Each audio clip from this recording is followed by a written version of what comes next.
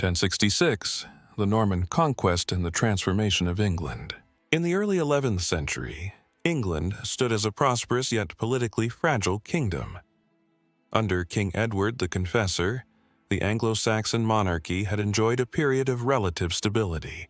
However, Edward's failure to produce an heir cast a shadow over his reign. As he grew older and more infirm, the question of succession became increasingly urgent. Noble families, both in England and abroad, began to position themselves for influence, each with vested interests in the crown.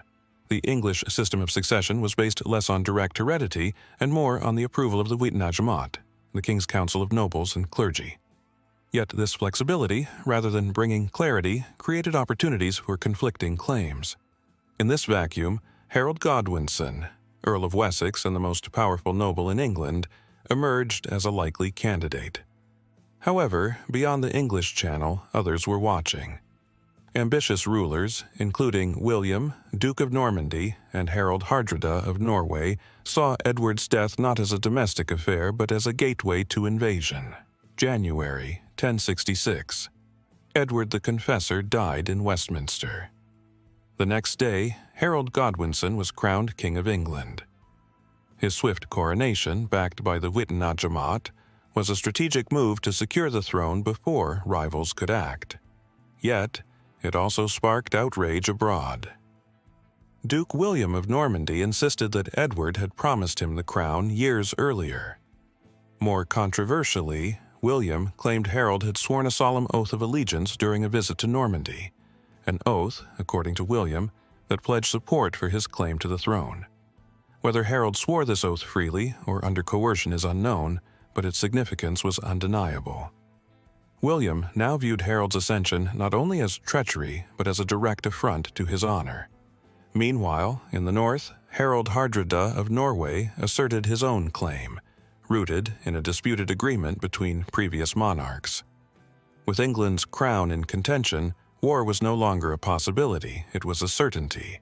While William prepared for invasion in the south, King Harold faced an immediate challenge in the north. In September 1066, Harald Hardrada, renowned across Europe as a fearless warrior, sailed from Norway with a formidable fleet. Accompanied by Tostig, Harold's exiled brother, the Viking army landed near York and demanded submission. Harold acted with remarkable speed. Marching his army over 180 miles in under a week, he caught the Norwegians by surprise at Stamford Bridge on September 25th. The ensuing battle was brutal and decisive. The English routed the Viking forces. Both Harold and Tostig were killed. It was a stunning victory, but it came at a price.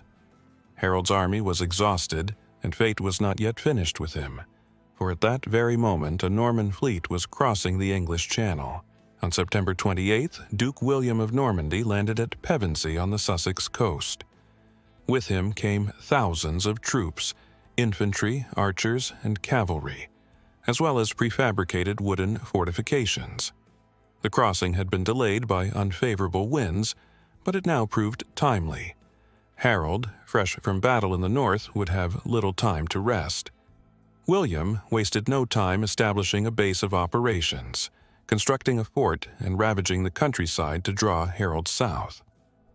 His campaign was not merely military, it was psychological. William sought to provoke Harold into attacking swiftly and unprepared.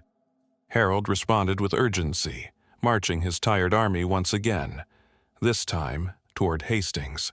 October 14th, 1066, the fateful day of the Battle of Hastings. Harold's army took position on Senlac Hill, forming a dense shield wall. This traditional Anglo-Saxon formation relied on cohesion and discipline. It would face the combined might of William's archers, infantry, and, crucially, cavalry, unlike anything Harold's men had faced before. The battle began with Norman volleys of arrows, followed by infantry assaults, but the English shield wall held firm. For hours, the Normans failed to break through. Rumors of William's death spread, nearly causing panic. But William removed his helmet, revealed his face, and rallied his men. What followed was a tactical innovation that would prove decisive. William employed a calculated strategy, feigned retreats. Pretending to flee, the Normans lured sections of the English line from their stronghold. The trap worked. Once the shield wall was broken, cavalry and infantry surged into the gaps. Then came the moment that changed the course of English history. King Harold was struck down, either by sword or by the infamous arrow to the eye, as later chronicled in the Bayeux Tapestry. With their king dead and their formation shattered, the English army collapsed. After 9 grueling hours of battle, the Normans stood victorious. Following his victory, William advanced cautiously toward London. English resistance continued in scattered pockets, but the will to fight had been broken. The Anglo-Saxon elite, leaderless and fragmented, submitted one by one. On Christmas Day, 1066, William was crowned King of England in Westminster Abbey. Yet the moment was fraught with tension. When those inside the abbey cheered, Norman guards outside misinterpreted the noise as a rebellion and began setting nearby houses on fire. Even in triumph, fear and uncertainty lingered. William had claimed the crown, but securing it would require years of brutal consolidation. The conquest of 1066 was not simply a regime change, it was a transformation. Norman nobles replaced the Anglo-Saxon aristocracy. Towering stone castles like the White Tower in London rose across the landscape, symbols of domination and deterrence. The English language absorbed thousands of French and Latin words. Feudal law was imported, reshaping governance and society. The church, architecture, taxation, every corner of life was touched by Norman influence. The Domesday Book, compiled 20 years later, would catalog the extent of this sweeping change. The England that emerged was no longer purely Anglo-Saxon. It was a new fusion, forever changed by conquest.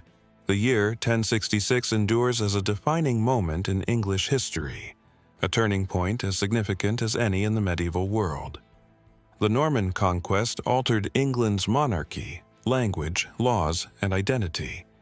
It shifted the island's gaze from Scandinavia to continental Europe, binding it to the fate of France and beyond. To this day, traces of 1066 linger in words, in legal traditions, and in the very structure of the English state. The Battle of Hastings was not the end, but the beginning of centuries of transformation, and it all began in a single extraordinary year.